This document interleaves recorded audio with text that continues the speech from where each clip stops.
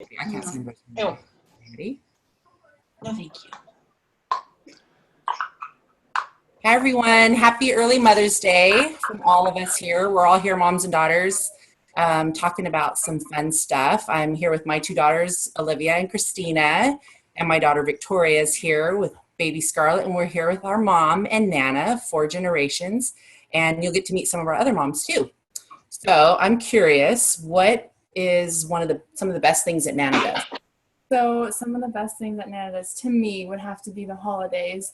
Every memory as a child, Nana would be going over for Christmas, having a winter wonderland and gifts, and still makes these wonderful gifts for us, and Easter baskets. So those are things that I always look forward to. And the food. My mom is the best cook in the whole world. Even if she says she's catering, there's still like tons of yummy, delicious food that comes with it, after, with the meal that she already catered and bought. Okay, so now I'm wondering, Mom, what's the best thing about life since Scarlett's been born? Well, since Scarlett got here, I think the best memory I have with Scarlett is the first time I held her. And of course, newborn, there's not much reaction there, but she literally turned her head and I said, "Scarlett," and she looked at me and she smiled and her eyes got big, almost like she heard us, like when we used to talk to Victoria's tummy in the womb. So it gives me chills thinking about the excitement of having her in our family and in the world. Oh, that's the best.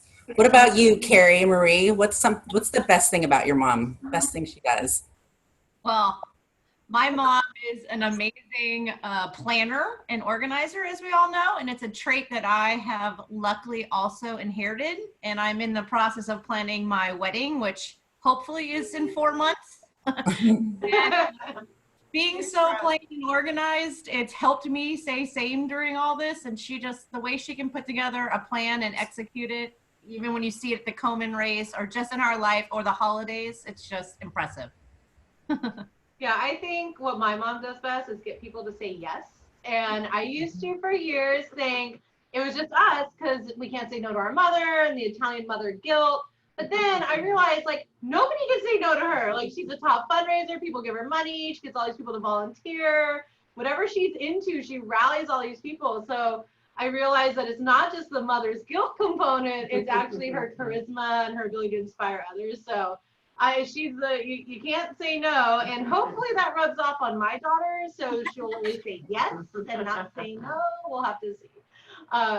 But why don't we kick it to Susan and Allie? So Allie, what do you think your mom does best? I think the best thing about my mom and the most admirable trait that she has and I hope to possess to her ability is her selflessness.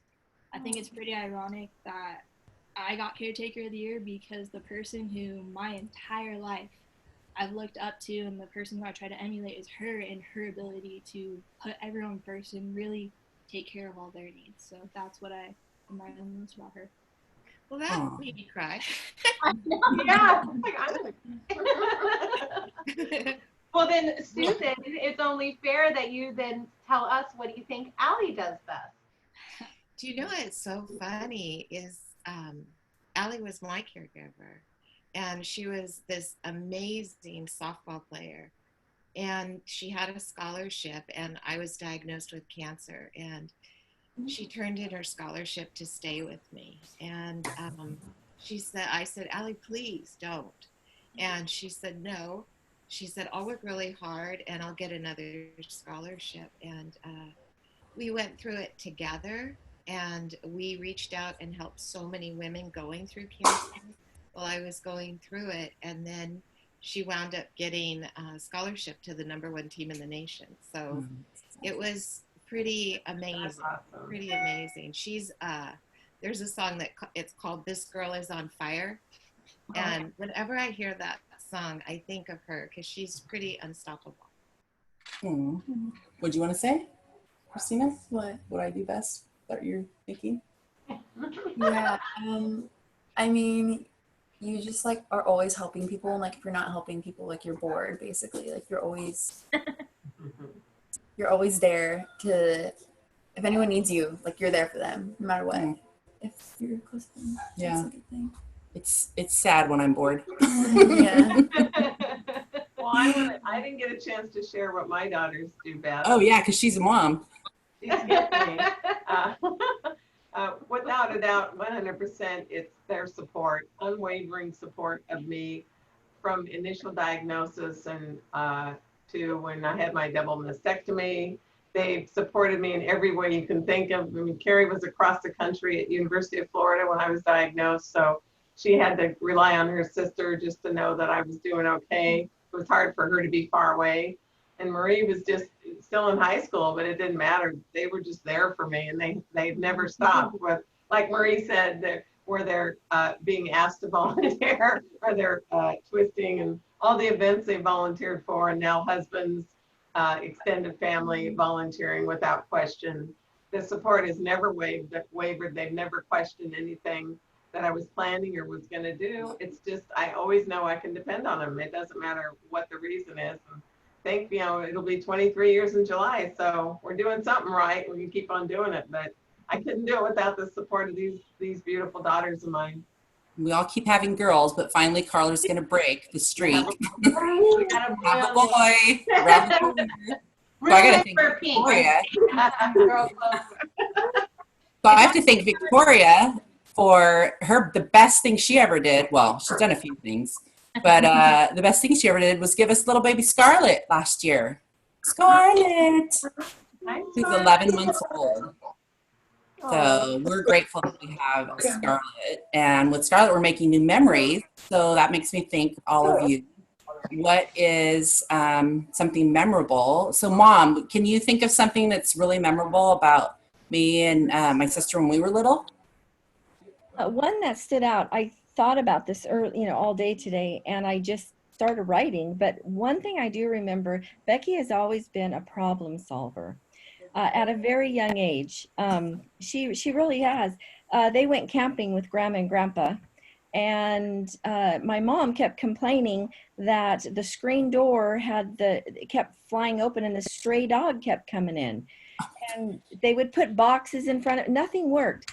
And Becky at 10 years old popped up and said, "Hey, why don't we put a paper bag in the screen and then it can't come through?" And all these adults started applauding her, saying, "Oh, yay, Becky, you fixed it. Now this stray dog can stay out." And that's a prime, and then they enjoyed their vacation after that. So she's always done stuff like that, just really spontaneous. That's funny. What about you, Victoria? My favorite memory with you. You say hi, Grandma. Say hi. Baby. I mean, there's lots of memories of when we were kids, but I think one of my most recent favorite memories was when we told you that we were expecting our first baby, and it was on your birthday, and nobody knew, literally nobody knew, and you jumped up from the couch and screamed with excitement, and you were so excited. Yeah, can you say hi? I thought she was fibbing. Yeah, everyone thought we were lying, and we were like, "No, I swear. And I don't think anyone believed us until we hit the first ultrasound. And what about you guys? How about Carla being their mom? Name a memory of the two sisters together that you can think of, and then the sisters you tell us.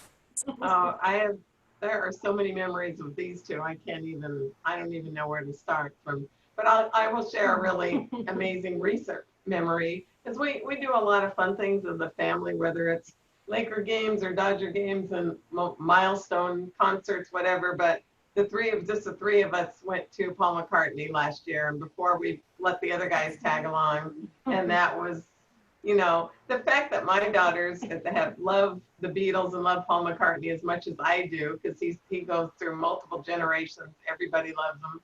But just the three of us going to that concert was pretty amazing. And we had really good seats, and a lot of famous people sat around us, so that was kind of cool. And then Ringo Starr showed up on stage, so it was, that was a great, but I have way too many to think back. All the years volunteering, doing things, going to Komen luncheons with them, just the three of us doing mother and both daughters doing things. There's so much but that was a really good recent one. It was just a really special moment and a special concert. And the fact that they share that love of Paul McCartney and the Beatles with me as much as I do and know all the words to all the songs like I do, that's pretty amazing. Well, remember the yes factor, right? Do we Yeah. have a choice? No, just kidding. No, we genuinely like. They actually gave me the tickets for Mother's Day, if I remember right. Oh yeah, it wasn't.